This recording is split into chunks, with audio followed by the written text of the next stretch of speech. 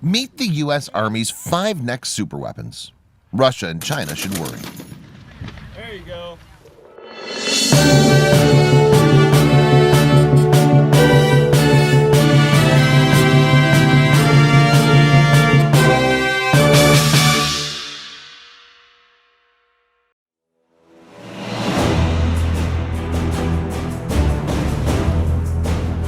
The US Army already fields an impressive array of weapons.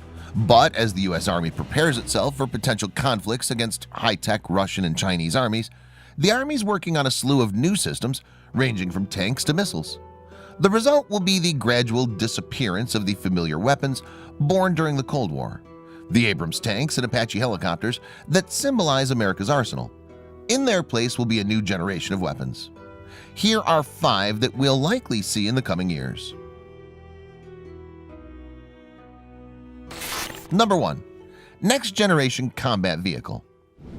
Since the 1980s, the backbone of the Army's armor force has been the M1 Abrams tank and M2 Bradley infantry fighting vehicle. Both designs have been upgraded and modernized over the years. The latest M1A2 has far better sensors and electronics than a 1980s M1, but these are essentially 40-year-old designs meant to stop a Soviet tank assault across the Fulda Gap. The counterinsurgency small wars of the past 2 decades has made armor secondary to infantry boots on the ground. But as the US refocuses on the prospect of mechanized big war against Russia and China, there is new love for tanks. The Army's Next Generation Combat Vehicle program aims to create a 21st century armor fleet, including a new main battle tank, infantry fighting vehicle, self-propelled gun, and even robot tanks. The defense industry is pitching several designs, such as BAE's Swedish-designed CV-90 infantry carrier. But whatever vehicles are chosen will reflect the enormous changes in technology over the past 4 decades. Active protection systems to stop anti-tank missiles, tactical networks, and even drones as an integral part of the vehicle's system. And for a really futuristic design, take a look at DARPA's Ground X Vehicle Technologies program and the conceptual art of a tank that looks like a dune buggy. Number 2. Maneuver Short-Range Air Defense, MS HORAD. Snuggled under the protection of the US Air Force and facing low-tech opponents like the Taliban, the Army's tactical air defenses have lapsed since the Cold War. But with the proliferation of drones and the threat of high-tech Russian and Chinese aircraft and helicopters, the skies aren't looking so friendly for the ground pounders. For now, the Army is opting for a stopgap solution that mounts Stinger anti-aircraft missiles on a Stryker light armored vehicle.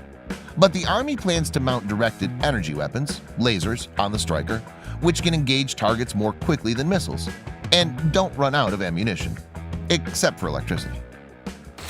Number 3. Robot tanks.